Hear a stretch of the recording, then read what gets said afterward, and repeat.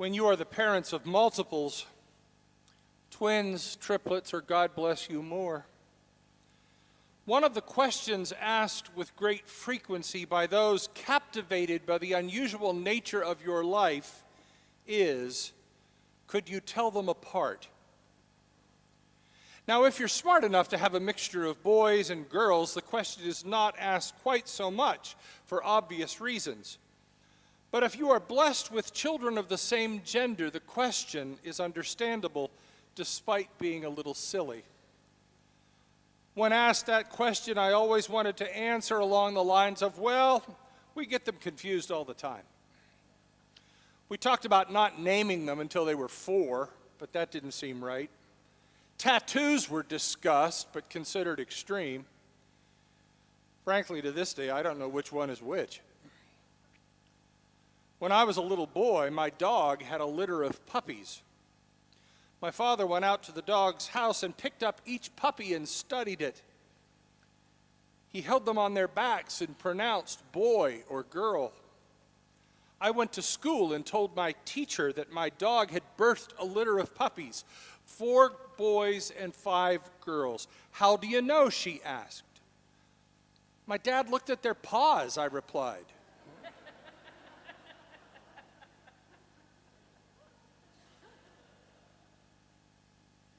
How do you tell if a watermelon is ripe?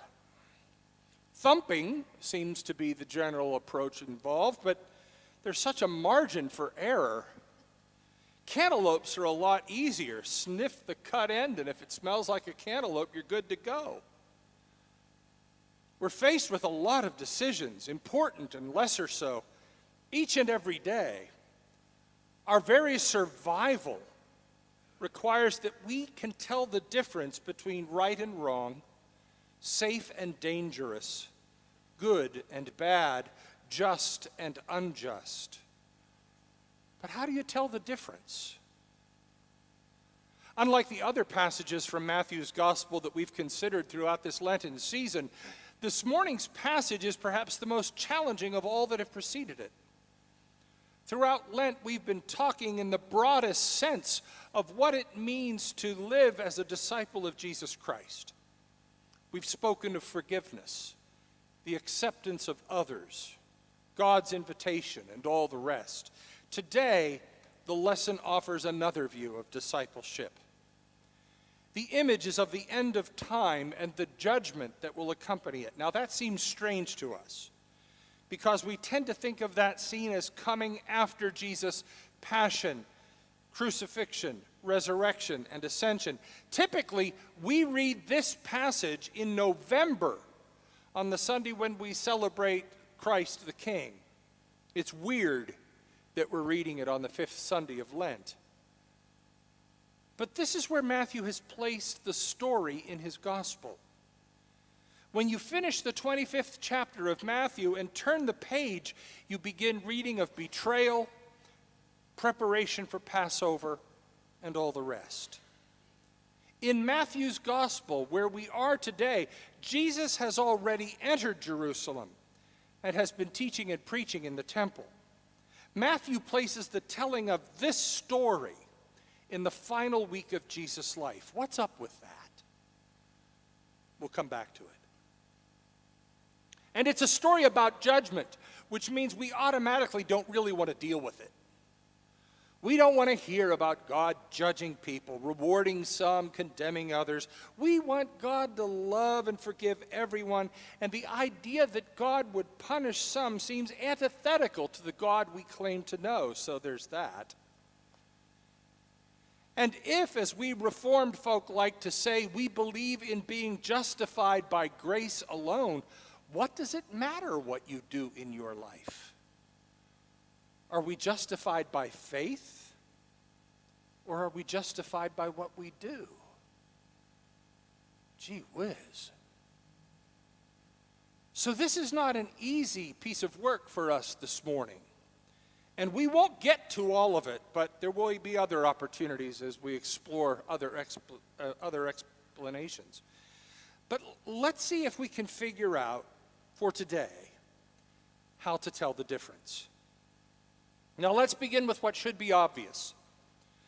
Jesus says, when the Son of Man comes in his glory and all the angels with him, then he will sit on his glorious throne, and he will separate people one from another as a shepherd separates the sheep from the goats.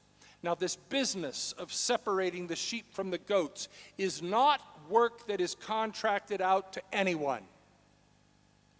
There is no one appointed to the task of separation and judgment but the Son of Man. There is no room on that throne of judgment for more than one. There are too many people, and especially among those who claim to be Christian, who have taken upon themselves the business of separation and judgment. They label some people as unsaved and reprobate and damnable. They climb up on that great throne of judgment reserved for Christ alone, and they cast out those they simply don't like or those who, to their interpretation of Scripture, are living against God's will and way. So let's begin by getting this straight. God is the judge. God's justice is pure and without prejudice. Try doing God's unique work, and we're getting in way over our heads. Now, the separation of the nations into two categories, sheep and goats, is strange to our ears.